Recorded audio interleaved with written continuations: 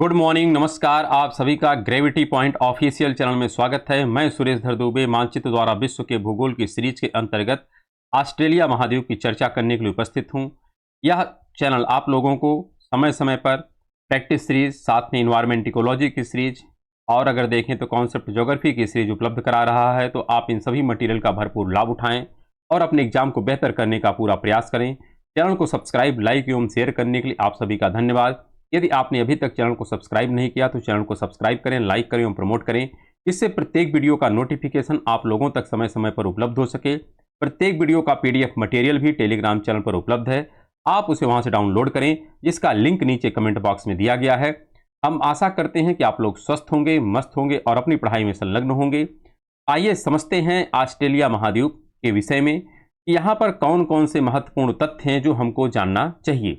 यहाँ पर अगर हम डिस्कस करें तो ऑस्ट्रेलिया का जो टोटल एरिया है ये आप देख सकते हैं। यहाँ पर यह है 76,83,850 वर्ग किलोमीटर अर्थात टोटल एरिया। और इसका जो देशांतरी विस्तार है अर्थात इधर का जो पॉइंट स्टार्ट होता है और इधर का मैक्सिमम, तो यह इसका विस्तार कैसा है, देशांतरी विस्तार है। तो यहाँ पर है 112 डिग्री 9 मिनट। ये ईस्ट है, क्योंकि यहाँ पर आप देखेंगे तो ये वाला एरिया पूरा आपका किधर आता है, ईस्ट में आता है, तो यह पूर्व है। लेकिन यहाँ से जब एक लाइन गुजरती है जिस लाइन का नाम है 180 डिग्री की रेखा, तो 180 डिग्री रेखा के भी इस तरफ आपको मिलता है एक पॉइंट। तो यह जो पॉइंट है यह एक प्रकार से देखा जाए तो पश्चिमी गोलार्ध में चला जाता है। किस में चला जाता है? पश्चिमी में। इसलिए यह वाला पॉइंट है 109 डिग्री 12 मिनट पश्चिम में है। आपसे पूछा जा सकता है कि ऑस्ट्रेलिया का विस्तार किधर है, तो यह दोनों गोलार्धों में है, अर्थात एक पार्ट इसका पूर्वी गोलार्ध में है तो एक पार्ट इसका पश्चिमी गोलार्ध में विस्तृत है। साथ में अगर हम अक्षांश की बात करें तो यह दक्षिणी गोलार्ध में है और यहाँ पर जो इसका अक्षांशीय विस्तार है यह है 28 डिग्री से लेकर के कहाँ तक है, 54 डिग्री 30 मिनट तक का यह फैला हुआ है। इसी प्रकार अगर हम इसकी राजधानी की बात करें तो राजधानी आपको कैनबरा मिलती है। यहाँ पर है कैनबरा। यहाँ की जो टोटल पॉपुलेशन है यह लगभग 18.7 मिलियन है। यह द्वीपीय महादेश है, अर्थात यह जो ऑस्ट्रेलिया एक महादेश है यह द्वीपों का महादेश है।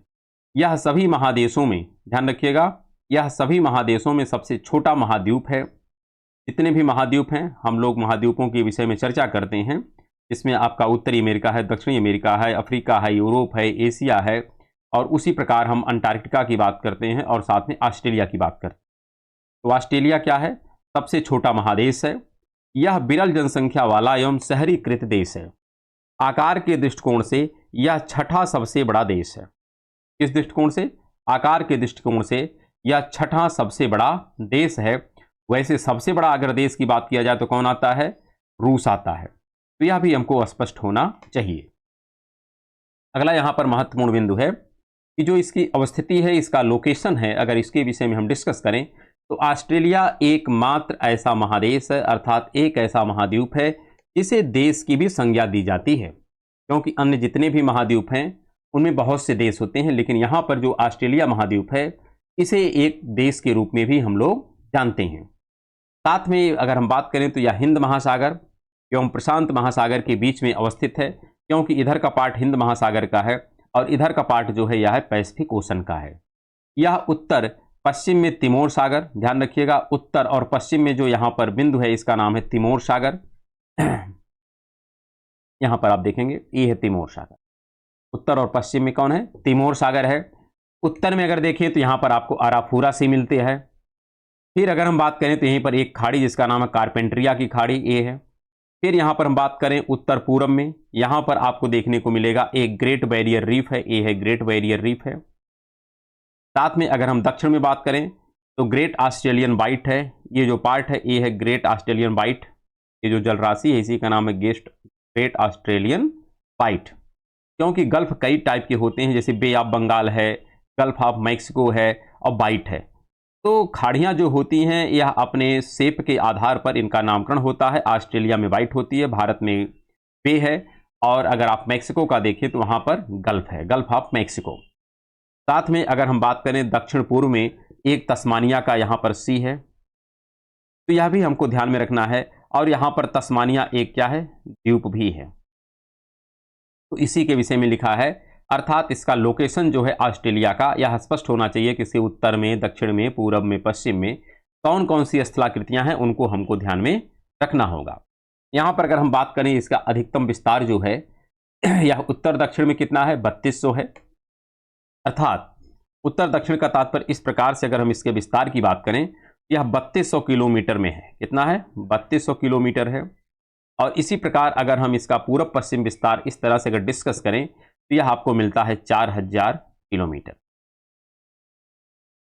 फिर अगर हम बात करें सबसे बड़ी जो झील है, इसका नाम है आयर झील, जो यहाँ पर देखने को मिलती है। इसी प्रकार अगर आयर झील का जो टोटल एरिया है ये है 8884 वर्ग किलोमीटर है। उच्चतम बिंदु जो है इसका ये है माउंट बेलहम।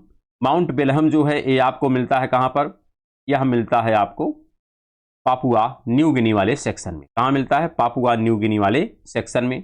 इसी प्रकार अगर हम निम्नतम बिंदु की बात करें, जो सबसे लोवेस्ट बिंदु है पूरे ऑस्ट्रेलिया महाद्वीप में, वो कौन सा है, वह इसी आयर झील का पार्ट है।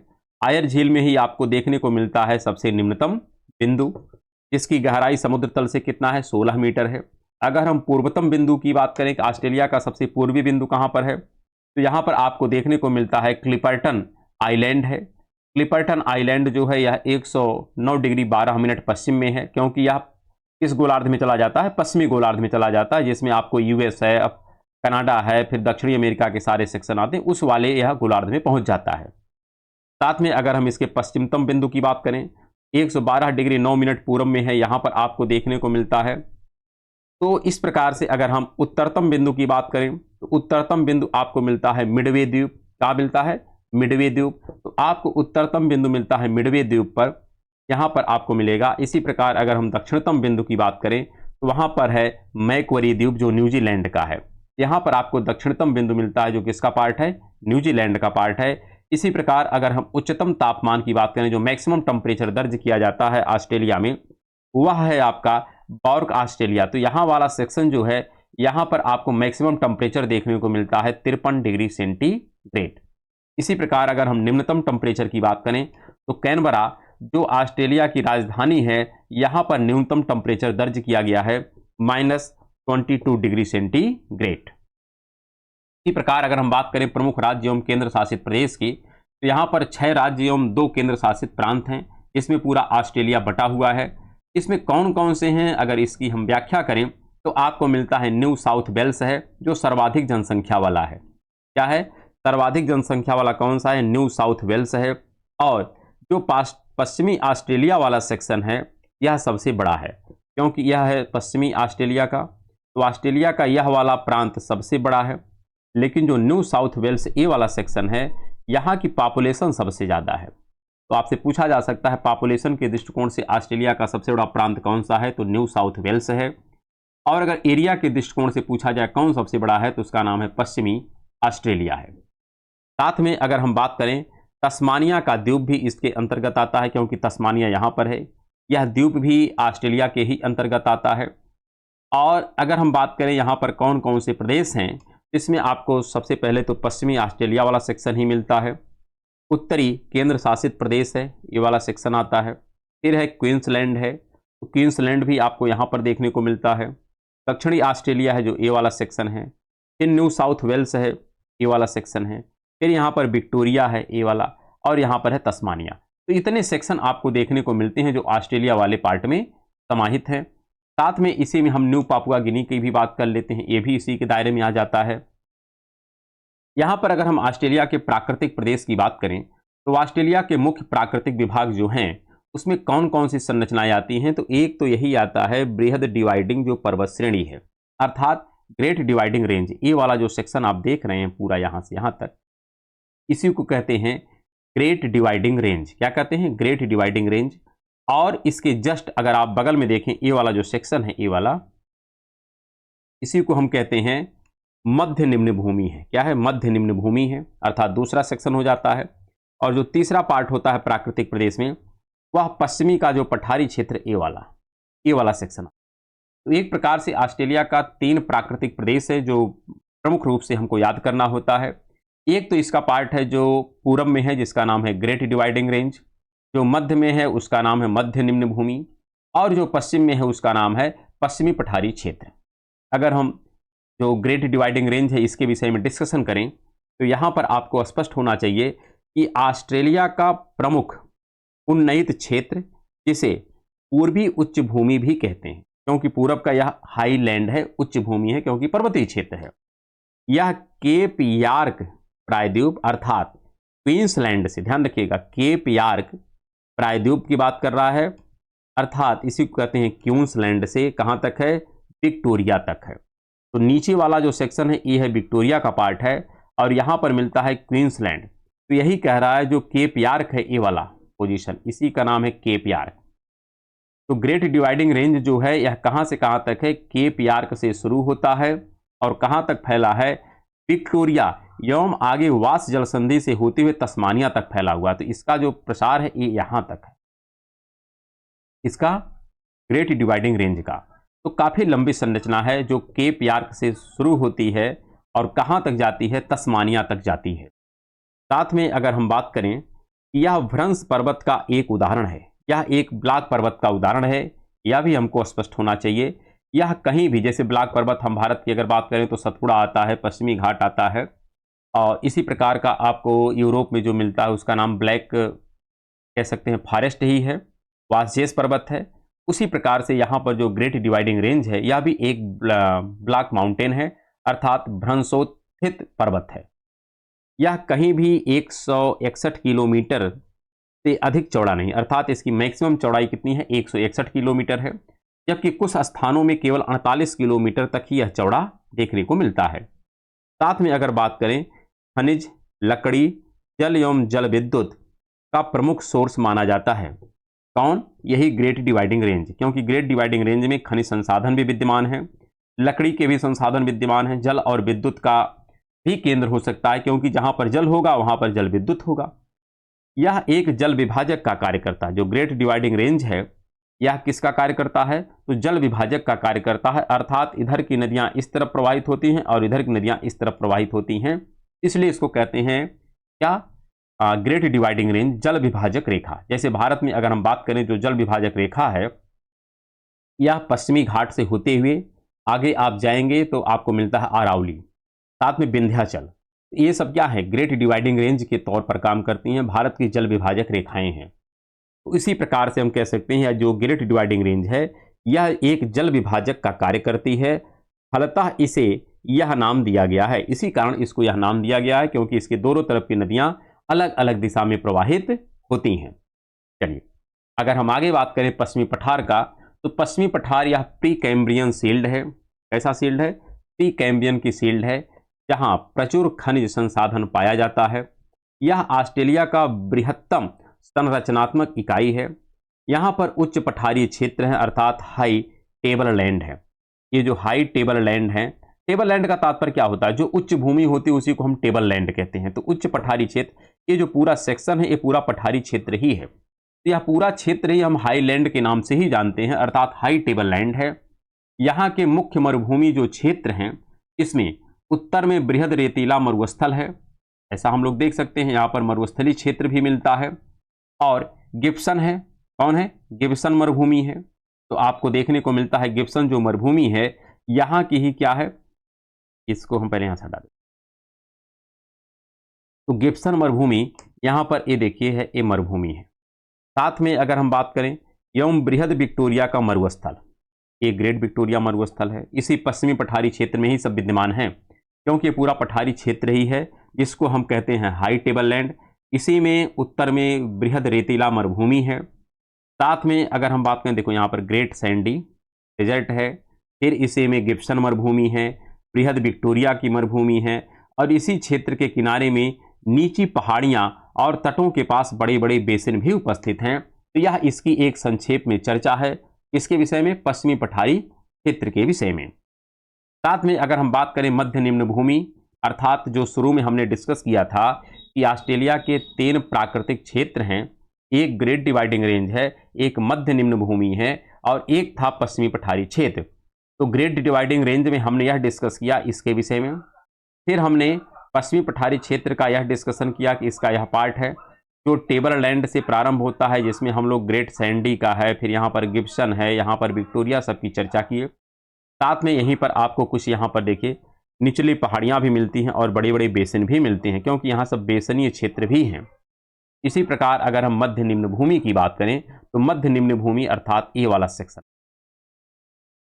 यहाँ पर अगर हम बात करें तो बृहद डिवाइडिंग, ध्यान रखिएगा, बृहद डिवाइडिंग पर्वत श्रेणी के पश्चिम में है, क्योंकि इसी के पश्चिम में स्थित है। साथ में उत्तर में कारपेंट्रिया की खाड़ी है, इसके उत्तर में ये जो सेक्शन आप देख रहे हैं ये कारपेंट्रिया की खाड़ी का पार्ट है। साथ में अगर दक्षिण में बात करें तो दक्षिण में इसके आप देख रहे हैं यहाँ पर है ग्रेट ऑस्ट्रेलियन वाइट है, तो यहाँ पर ही लिखा है ऑस्ट्रेलियन वाइट तक विस्तृत है। इस भाग में निम्न भूमि अर्थात लोलैंड एरिया है, कुछ बेसिन हैं, कुछ झीलें हैं और कुछ पुरानी झील की तलियां हैं, ओल्ड लेक बेड यहाँ पर विद्यमान है। और साथ में अगर बात करें यहाँ पर जो आयर झील है कि जो अवस्थिति है यह समुद्र तल से 12 मीटर नीचे है, यहाँ पर ये मिलता है आयर झील का ए सेक्शन है। आयर झील जो है यह ऑस्ट्रेलिया का सबसे लोवेस्ट पॉइंट है, यहाँ पर देखने को मिलता है, जिसकी गहराई समुद्र तल से 12 मीटर नीचे है। जो यह क्षेत्र, ध्यान रखिएगा, जो यह इस क्षेत्र का निम्नतम स्थान है। साथ में अगर हम आगे बात करें तो इस क्षेत्र में दो बड़े बेसिन आपको देखने को मिलते हैं। एक बेसिन है जिसका नाम है ग्रेट आर्टिजियन बेसिन, तो ये जो ऊपर वाला पार्ट है इसको पहले कुछ हटाते हैं यहाँ से, जिससे आपको थोड़ा क्लियरिटी हो। यहाँ पर ये है ग्रेट आर्टिजियन बेसिन, यहीं पर ग्रेट आर्टिजियन कूप भी देखने को मिलते हैं, जहाँ से हमको स्वतः जल की प्राप्ति होती है। अर्थात ऐसे कुएं हैं जहाँ से हमको किसी टेक्निक या किसी पंप की आवश्यकता नहीं पड़ती है जल को बाहर निकालने के लिए, बल्कि यहाँ की जो कुएं होते हैं वहाँ से जल लगातार हमेशा निकलता रहता है। तो यही है ग्रेट आर्टिजियन बेसिन। साथ में अगर बात करें नीचे वाला ये जो सेक्शन है, यहाँ पर दो नदियाँ हैं, एक का नाम है मरे और एक का नाम है डार्लिंग। इसी मरे और डार्लिंग भी एक बेसिन है, क्योंकि यहाँ से नदी गुजरती है, तो इसी के आधार पर मरे डार्लिंग बेसिन हमको देखने को मिलता है। तो अर्थात मध्य निम्न भूमि में दो पार्ट आता है, एक है ग्रेट आर्टिजियन बेसिन और एक है मरे डार्लिंग का बेसिन। अगर आगे डिस्कशन करें तो यहाँ पर ऑस्ट्रेलिया का जो पश्चिमी प्रांत है अर्थात ए वाला जो सेक्शन है, इसकी हम बात कर रहे हैं। इधर वाला जो सेक्शन है ए वाला पार्ट, इधर वाला जो सेक्शन है ए वाला, इसी को कहते हैं ऑस्ट्रेलिया का पश्चिमी पार्ट। तो इसमें सबसे पहला जो प्रांत मिलता है उस प्रांत का नाम है पश्चिमी ऑस्ट्रेलिया का प्रांत। यहाँ पर अगर आप आगे बढ़ते हैं थोड़ा सा, यहाँ पर ये देखिए ये है ऑस्ट्रेलिया का एक पश्चिमी प्रांत, इसी को कहते हैं पश्चिमी प्रांत। तो यहाँ पर जो लिखा गया है कि पश्चिमी ऑस्ट्रेलिया अर्थात पश्चिमी ऑस्ट्रेलिया जो प्रांत है, इसका जो मुख्य भौतिक प्रदेश है, इसमें कौन कौन से पार्ट आते हैं। इसमें सबसे पहला मिलता है मरुभूमि स्थल क्षेत्र। इस मरुभूमि स्थल क्षेत्र में कौन कौन सी मरुभूमि है, इसी में आपको देखने को मिलता है बृहद रेतीला मरुभूमि अर्थात ग्रेट सैंडी डेजर्ट। तो ग्रेट सैंडी डेजर्ट इसी का पार्ट है। साथ में मध्य भाग में आपको जो देखने को मिलता है इसका नाम है मिड डिसअपॉइंटमेंट झील। तो मिड यहाँ पर देखिए डिसअपॉइंटमेंट झील, तो डिसअपॉइंटमेंट झील ये वाला पार्ट है। यहाँ पर डिसअपॉइंटमेंट झील, डिसअपॉइंटमेंट होता है ना जहाँ से हम लोगों को निराशा मिलती है, उसी नाम पे झील भी है। कहाँ पर है, ऑस्ट्रेलिया में है और भी पश्चिमी सेक्शन में है। साथ में अगर हम बात करें यहाँ पर गिब्सन मरुभूमि देखने को मिलती है, तो ये वाला देखिए गिब्सन मरुभूमि का पार्ट है। साथ में अगर दक्षिण में हम जाएं तो दक्षिणी ऑस्ट्रेलिया तक कौन फैला है, बृहद विक्टोरिया मरुस्थल का फैलाव है। तो यह जो है बृहद विक्टोरिया मरुस्थल है, जिसका विस्तार कहाँ तक है, तो दक्षिणी ऑस्ट्रेलिया तक फैला हुआ है। तो यहाँ पर हमको ग्रेट सैंडी है, डिसअपॉइंटमेंट झील है, यहाँ पर गिब्सन का मरुस्थल है और कहीं न कहीं जो ग्रेट विक्टोरिया डेजर्ट है, ये सब सेक्शन इसी पश्चिमी ऑस्ट्रेलिया वाले सेक्शन में देखने को मिलता है। अगर हम बात करें यहाँ पर जो उच्च भूमि एवं पर्वत हैं अर्थात इसी पश्चिमी ऑस्ट्रेलिया के अंतर्गत, इसमें कौन आता है, इसमें डार्लिंग एक श्रेणी है। क्या है, एक डार्लिंग श्रेणी है, ए वाला श्रेणी है, इसी का नाम है डार्लिंग रेंज। यहाँ पर अगर हम बात करें डार्लिंग रेंज का, तो पश्चिमी ऑस्ट्रेलिया के दक्षिण पश्चिम में अवस्थित है। ऑस्ट्रेलिया का अब पार्ट देखिए और ये पश्चिमी ऑस्ट्रेलिया है। इस पश्चिमी ऑस्ट्रेलिया के भी किस सेक्शन में पाया जाता है, दक्षिण और पश्चिम सेक्शन में यह स्थित है। इस पर्वत श्रेणी का विस्तार जो है उत्तर दक्षिण में दिशा में हुआ है, क्योंकि इसका विस्तार आप देख रहे हैं उत्तर से दक्षिण, नॉर्थ टू साउथ ये फैला हुआ है। किम्बर्ली का पठार बृहद रेतीला मरुभूमि के उत्तर में अवस्थित है। जो किम्बर्ली का पठार ए वाला सेक्शन, यह इसी ग्रेट सैंडी डेजर्ट के क्या है, उत्तर में फैला हुआ है। वही तो लिख रहा है ना, बृहद रेतीले मरुभूमि के उत्तर में अवस्थित है। साथ में अगर पश्चिमी ऑस्ट्रेलिया के माउंट गोल्डवर्दी, माउंट ब्लैक व्हेलबैक और माउंट टॉम प्राइम, ये जो क्षेत्र हैं यहाँ पर प्रमुख लौह अयस्क के भंडार पाए जाते हैं। और ये सब कहाँ पर हैं, पश्चिमी ऑस्ट्रेलिया के प्रमुख पर्वत कह सकते हैं, चोटियाँ हैं, जहाँ से हमको लोहे के भंडार देखने को मिलते हैं। यहाँ पर अगर हम बात करें पश्चिमी ऑस्ट्रेलिया के प्रमुख जो शहर हैं, अर्थात ये पश्चिमी ऑस्ट्रेलिया वाला सेक्शन है, इसमें जो प्रमुख शहर है, इसमें एक शहर का नाम लिखा गया है पर्थ और दूसरा शहर का नाम लिखा गया फ्रीमेंटल। तो पर्थ के थोड़ा सा नीचे आपको मिलता है फ्रीमेंटल, यहाँ पे हटाते हैं, ये पर्थ है और यहाँ पर आपको मिलता है फ्रीमेंटल। तो आपको यह ध्यान रखना है फ्रीमेंटल। दोनों के विषय में हम थोड़ा थोड़ा समझते हैं। पर्थ जो है यह स्वान नदी पर अवस्थित शहर है, अर्थात यहाँ पे ये जो नदी गुजरती है, इसी नदी का नाम है स्वान नदी। क्या नाम है, स्वान नदी। तो स्वान नदी के तट पर स्थित है, जिसकी सागर तट से दूरी है 15 किलोमीटर अर्थात और 19 किलोमीटर। अर्थात जो पर्थ है यह एकदम तट पर नहीं स्थित है, लेकिन तट से थोड़ा सा केवल अंदर है, मात्र 19-20 किलोमीटर। तो ऐसे में देखने में इमेज में आपको लगेगा कि एकदम यह तट पर है, लेकिन तट से थोड़ा सा अंदर है। साथ में अगर बात करें, यह पश्चिमी ऑस्ट्रेलिया की राजधानी है। ये जो पश्चिमी ऑस्ट्रेलिया वाला सेक्शन है, राज्य है, इसी की राजधानी है पर्थ। साथ में अगर हम बात करें, लौह इस्पात, गाड़ियां, मशीन का विनिर्माण एवं वस्त्र उद्योग यहाँ का महत्वपूर्ण उद्योग धंधा है। साथ में अगर हम दूसरे नगर की बात करें पश्चिमी ऑस्ट्रेलिया का जो महत्वपूर्ण है, उसका नाम है फ्रीमेंटल। तो यह जो स्वान नदी है, जो ये स्वान नदी गुजर रही है, स्वान नदी के एकदम मुहाने पर, तट पर, ध्यान रखिएगा, तट पर, तट से अंदर जो है वो है पर्थ, लेकिन एकदम तट पर जो स्थित है उसका नाम है फ्रीमेंटल। इसीलिए लिखा गया है यह स्वान नदी के मुहाने पर अवस्थित है एवं पश्चिमी ऑस्ट्रेलिया का सबसे बड़ा बंदरगाह है। आपसे पूछा जा सकता है कि पश्चिमी ऑस्ट्रेलिया का सबसे बड़ा बंदरगाह कौन सा है, तो उसका नाम है फ्रीमेंटल। किस नदी के तट पर है, स्वान नदी के तट पर है। और जबकि यहीं से सटा हुआ एकदम मात्र 19-20 किलोमीटर की दूरी पर एक दूसरा भी नगर है जो पश्चिमी ऑस्ट्रेलिया की राजधानी है, जिसका नाम है पर्थ। क्या नाम है, पर्थ। आगे अगर बात करें तो यहाँ पर कुछ और भी हमको नगर मिलते हैं देखने को पश्चिमी ऑस्ट्रेलिया में। इसमें है कालगुरली एवं कुलगार्डी। तो कालगुरली एवं कुलगार्डी जो है, यहाँ पर ये देखिए, ये है कालगुरडी और ये है कुलगार्डी। तो ये दो नगर हैं, दोनों एकदम आजू बाजू में हैं, सटे हुए हैं। तो साथ में यह हम बात करें तो पश्चिमी ऑस्ट्रेलिया के दक्षिणी क्षेत्र में ये दोनों शहर अवस्थित हैं। यहाँ पर सोने की खान प्रमुख रूप से जानी जाती है, इसलिए इसको हम सोने की खान के रूप में जानते हैं, कुलगार्डी और कालगुरली की खानें। इसी प्रकार अगर हम अगले नगर की बात करें तो अगला नगर हमको मिलता है पिलबारा। ये जो पिलबारा है यह पश्चिमी ऑस्ट्रेलिया के उत्तर पश्चिम सेक्शन में स्थित है, अर्थात ये जो पश्चिमी ऑस्ट्रेलिया वाला पार्ट देख रहे हैं, इसी पश्चिमी ऑस्ट्रेलिया का जो उत्तर पश्चिम वाला सेक्शन है, अर्थात ये वाला जो सेक्शन है, यहाँ पर आपको देखने को मिलता है एक नगर जिसका नाम है पिलबारा। क्या नाम है, पिलबारा। और यह नगर क्यों जाना जाता है, क्योंकि लौह अयस्क भंडार के लिए यह जाना जाता है नगर पिलबारा। ये भी किसका पार्ट है, पश्चिमी ऑस्ट्रेलिया का पार्ट है। अगर हम अगले नगर की बात करें, अगले राज्य की, तो अगला राज्य हमको मिलता है उत्तरी प्रांत, नॉर्थ टेरिटरी। ये जो नॉर्थ टेरिटरी ए वाला सेक्शन, इसका नाम है नॉर्थ टेरिटरी। हाँ, थोड़ा सा यहाँ पर हम इसको इमेज को करेक्ट कर देते हैं, क्योंकि इमेज जो है यहाँ पर आप देखिए इस इमेज के अनुसार रहेगा, थोड़ा ये नीचे आके आता है। तो यहाँ पर हम बात करते हैं इस प्रकार से, यहाँ पर ये नीचे जाएगा ऐसे, और फिर यहाँ से ऐसे या ऊपर, इस प्रकार से है नॉर्थ टेरिटरी। तो नॉर्थ जो टेरिटरी है, इसका जो मुख्य भौतिक प्रदेश है, इसमें सबसे पहला आपको मिलता है मरुभूमि प्रदेश। क्या मिलता है, मरुभूमि प्रदेश।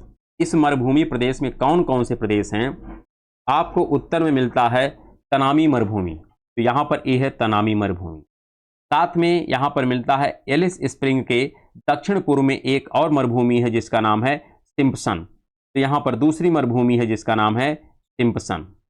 और यह सिम्पसन किसके नीचे है, तो एलिस एक स्प्रिंग यहाँ का एक नगर है, उसी एलिस स्प्रिंग के नीचे आपको दूसरा मरुस्थल मिलता है जिसका नाम है सिम्पसन। तो सिंपल याद रखिएगा, तनामी और सिम्पसन दो मरुभूमि हैं जो उत्तरी प्रांत में पाई जाती हैं। साथ में उच्च भूमि और पठार के भी सेक्शन आपको इस राज्य में मिलते हैं। इसमें कौन कौन से क्षेत्र हैं, एक है मैकडोनल पर्वत और एक यहाँ पर मिलता है टेबललैंड। तो मैकडोनल ये वाला सेक्शन है, ये वाला सेक्शन ये मैकडोनल रेंज है। साथ में यहाँ पर है टेबललैंड, तो टेबललैंड भी इसी का पार्ट है। तो हम कह सकते हैं उत्तरी प्रांत में आपको तनामी डेजर्ट मिलता है, सिम्पसन डेजर्ट मिलता है, मैकडोनल और टेबललैंड ये उच्च भूमियां हैं। साथ में यहाँ पर एक आयर्स रॉक भी मिलता है। आयर्स जो रॉक है यह ऑस्ट्रेलिया के उत्तरी क्षेत्र में स्थित है और इसी को हम कहते हैं मोनोलिथिक रॉक, जो उल्लुरु के नाम से भी जाना जाता है। अर्थात यह मोनोलिथिक रॉक है, जैसे रॉक के भी कई टाइप होते हैं कि यह किस प्रकार का रॉक है, यह मोनोलिथिक है। अर्थात यहाँ पर कई प्रकार की अपरदनात्मक क्रियाएं नहीं हुई हैं, अभी यहाँ पर सिंगल साइकिल चल रही है, इसलिए यह मोनोलिथिक रॉक है। साथ में अगर बात करें एक विशाल लाल चट्टान जिसकी ऊंचाई लगभग 348 मीटर है। तो यहाँ पर ये बातें हैं जो हमको ध्यान में रखनी हैं। अगर हम उत्तरी प्रांत के प्रमुख शहर की बात करें तो उत्तरी प्रांत के प्रमुख शहर में दो शहर हैं जिसके विषय में हमको जानना होगा। एक का नाम है डार्विन, ये वाला सेक्शन है, ये है डार्विन का, और दूसरा जो नगर है उसका नाम है एलिस स्प्रिंग, ये है एलिस स्प्रिंग और दूसरा है डार्विन। डार्विन के विषय में हम लोग वैसे चर्चा किए हैं, ज़्यादा तो नहीं, लेकिन प्रैक्टिस एपिसोड में जब हम लोग जलधाराओं के विषय में डिस्कस कर रहे थे या यल निनो ला निना का डिस्कशन कर रहे थे, तो वहाँ पर हम लोग प्रेशर का कैलकुलेशन करते हैं, अर्थात सदर्न ऑसिलेशन इंडेक्स, जिसमें हम ताहिती और डार्विन का डिस्कशन करते हैं। तो डार्विन यही है, ऑस्ट्रेलिया का उत्तरी सेक्शन में स्थित है। तो डार्विन के विषय में देखते हैं, उत्तरी क्षेत्र की राजधानी है, अर्थात जो यह उत्तरी राज्य है, जो यूनियन टेरिटरी है, इसकी राजधानी जो है उसका नाम है डार्विन। यौम एक प्रमुख बंदरगाह केंद्र है जो उत्तरी तट पर अवस्थित है। यहाँ से लकड़ी, अनाज एवं मांस का निर्यात होता है। लौह अयस्क भंडार पाए जाते हैं यहाँ पर। इस शहर को ऑस्ट्रेलिया का मुख्य द्वार कहते हैं। आपसे पूछा जा सकता है कि ऑस्ट्रेलिया का मुख्य द्वार किसे कहते हैं, तो उसका नाम है यही डार्विन। क्या नाम है? डार्विन। इसी प्रकार अगर हम बात करें एलिस स्प्रिंग के विषय में, तो एलिस जो स्प्रिंग है उत्तरी क्षेत्र के, अर्थात इसी उत्तरी जो यूनियन टेरिटरी है इसका दक्षिणी भाग में स्थित आपका एलिस स्प्रिंग है। साथ में यहाँ पर एडिलेड रेल मार्ग द्वारा यह जुड़ा हुआ है। यहाँ पर तेल एवं गैस के विशाल भंडार हैं जो इसके महत्व को बढ़ाते हैं। साथ में अगर हम बात करें अगले राज्य की, अगला राज्य मिलता है दक्षिणी ऑस्ट्रेलिया का राज्य। ये जो दक्षिणी ऑस्ट्रेलिया का राज्य है यहीं पर आप देख लीजिएगा, ये है दक्षिणी ऑस्ट्रेलिया राज्य, सदर्न ऑस्ट्रेलिया। इसका तात्पर्य है ये वाला जो सेक्शन है, यही सेक्शन हमको मिलता है दक्षिणी ऑस्ट्रेलिया का सेक्शन। अब दक्षिणी ऑस्ट्रेलिया के विषय में अगर हम डिस्कस करें तो यहाँ का जो मुख्य भौतिक प्रदेश है इसमें सबसे पहले मिलता है बृहद विक्टोरिया का पार्ट, क्योंकि ये विक्टोरिया का जो फैलाव है ऐसा नहीं कि केवल पश्चिमी राज्य में ही है, इसका कुछ विस्तार आपको सदर्न स्टेट में भी मिलता है। ये तो रहेगा ही रहेगा, अर्थात लिखा है ना कि दक्षिणी ऑस्ट्रेलिया के पश्चिम में अवस्थित है, क्योंकि पश्चिम वाले ही भाग में है, पूरा तो फैला नहीं है, तो इसलिए कुछ सेक्शन में इसके फैला हुआ है। साथ में अगर हम बात करें यहाँ की एक पर्वत श्रेणी है जिसका नाम है मसग्रेव पर्वत, उत्तरी क्षेत्र के पर्वत श्रेणी है, यह भी हमको ध्यान रखना है। इसका तात्पर्य है कि जो ये सदर्न आपका स्टेट है इसी का ये वाला सेक्शन देखिए यहाँ पर मिलता है मसग्रेव रेंज। तो आपसे पूछा जा सकता है मसग्रेव रेंज किस स्टेट में है, तो यह सदर्न स्टेट का पार्ट है, लेकिन ऐसा नहीं पूरा इसी में स्थित है। अरे इसका कुछ पार्ट आपको नॉर्थ स्टेट में मिलेगा, कुछ पार्ट आपको वेस्टर्न स्टेट में मिलेगा, कुछ पार्ट इसके सदर्न स्टेट में मिलेगा, लेकिन प्रमुखता किस में है तो सदर्न स्टेट में है, इसीलिए हमको सदर्न स्टेट को याद करना पड़ता है। इसी प्रकार एक पर्वत श्रेणी और मिलती है जिसका नाम है फ्लिंडर्स श्रेणी। क्या नाम है? फ्लिंडर्स श्रेणी। तो फ्लिंडर्स श्रेणी के विषय में अगर हम डिस्कस करें तो आपको ये नीचे की तरफ मिलता है, ए है ये फ्लिंडर्स श्रेणी। तो यहां पर लिखा है कि दक्षिण एवं दक्षिण पूर्व की पर्वत श्रेणी एवं ब्लॉक पर्वत का एक उदाहरण है। इसी प्रकार अगर हम बात करें आयर झील का, तो यहीं पर आपको एक झील मिलती है जिसका नाम है आयर झील। ये वाला जो सेक्शन देख रहे हैं ये है आयर झील, ये वाला पार्ट आयर झील, ठीक है ना। तो यहाँ पर आयर झील का भी हमको सेक्शन मिलता है और ये सब पार्ट किसके हैं, तो सदर्न स्टेट के हैं, जो ऑस्ट्रेलिया का एक स्टेट कहलाता है। इसी प्रकार अगर यहाँ के प्रमुख नगर की हम बात करें तो यहाँ के प्रमुख नगर में एक नगर है जिसका नाम है एडिलेड। क्या नाम है, एडिलेड। अब एडिलेड एकदम देखिए तट पर स्थित, यहाँ पर एडिलेड। और इसी प्रकार दूसरा नगर जिसका नाम है वाइला। तो वाइला जो है यह भी इसका एक नगर है। तो सबसे पहले एडिलेड का देखते हैं कि यह सेंट विंसेंट खाड़ी पर अवस्थित है, अर्थात यहीं पर एक खाड़ी है जिसका नाम है सेंट विंसेंट की खाड़ी। साथ में अगर बात करें तो दक्षिणी ऑस्ट्रेलिया की यह राजधानी है और यहाँ पर हम बात करें प्रमुख बंदरगाह भी है, क्योंकि तट पे है तो स्वाभाविक तौर पर यह बंदरगाह भी होगा। यहाँ की जो कृषि व्यवस्था है यह विकसित कृषि उद्योग जैसे फल, आटे की मील, दुग्ध उद्योग एवं ऊनी वस्त्र उद्योग काफ़ी ज़्यादा प्रसिद्ध हैं। कहाँ के, एडिलेड के। साथ में अगर हम बात करें वाइला की, तो वाइला जो है यह एक लौह एवं इस्पात उद्योग का प्रमुख केंद्र है। इसी प्रकार अगर हम ऑस्ट्रेलिया के पूर्वी प्रांत की बात करें तो पूर्वी प्रांत में यहाँ पर कौन कौन से पार्ट मिलते हैं ये भी हमको स्पष्ट होना चाहिए। अब देखिए पूर्वी की ही सीधी बात कर दिया, यहाँ पर ऐसा नहीं कहा कि हम क्या करें। एक पार्ट हो गया जो पूरा पश्चिम में है, एक पार्ट है जो पूरब में है, एक पार्ट है मध्य में। तो पश्चिम वाला तो इसका नाम हो गया पूरा पश्चिमी प्रांत, तो इसको हमने पढ़ लिया। ये जो मध्य वाला पार्ट था इसमें दो पार्ट हो गया, एक हो गया उत्तरी स्टेट, एक हो गया दक्षिणी स्टेट। और शेष पार्ट को इसने क्या कह दिया, इसने कह दिया ऑस्ट्रेलिया का पूर्वी भाग। तो ऑस्ट्रेलिया का पूर्वी भाग के अगर हम भौतिक प्रदेश की बात करें तो यहाँ पर आपको सबसे पहले जो भौतिक प्रदेश मिलता है उसी का नाम है ग्रेट डिवाइडिंग रेंज। क्या नाम है, ग्रेट डिवाइडिंग रेंज। जो देखिए ये है ग्रेट डिवाइडिंग, ये है पूरा।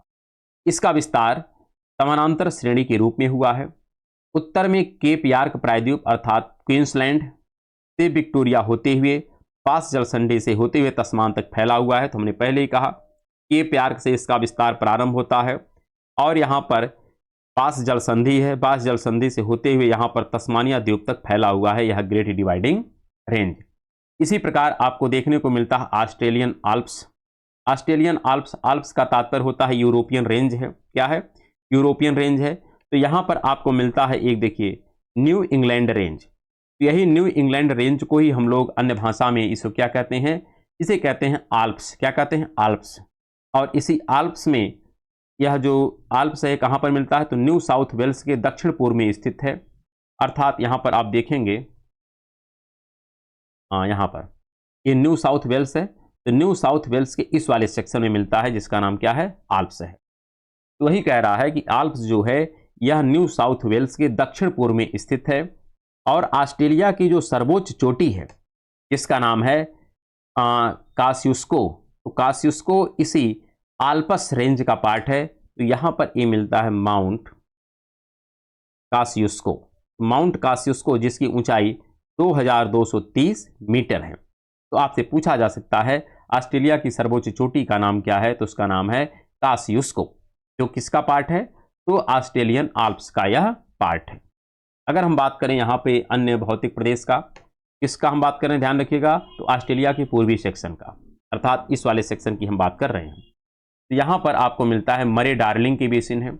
अर्थात यहाँ पर ये जो नदी है इसी नदी में दो नदियाँ हैं, एक का नाम मरे है, एक का नाम डार्लिंग। तो इस नदी को ही कहते हैं मरे डार्लिंग बेसिन। तो मरे डार्लिंग बेसिन है ऑस्ट्रेलिया की सबसे बड़ा नदी तंत्र मरे एवं इसकी प्रमुख सहायक नदी डार्लिंग के द्वारा निर्मित नदी बेसिन है। स्नोई नदी परियोजना, तुली जल प्रपात एवं सैनन जल विद्युत परियोजना यहाँ पर स्थित हैं। आपसे पूछा जा सकता है कि कौन सी मुख्य नदी है और कौन सी सहायक नदी है, तो मरे मुख्य नदी है और डार्लिंग उसकी सहायक नदी है।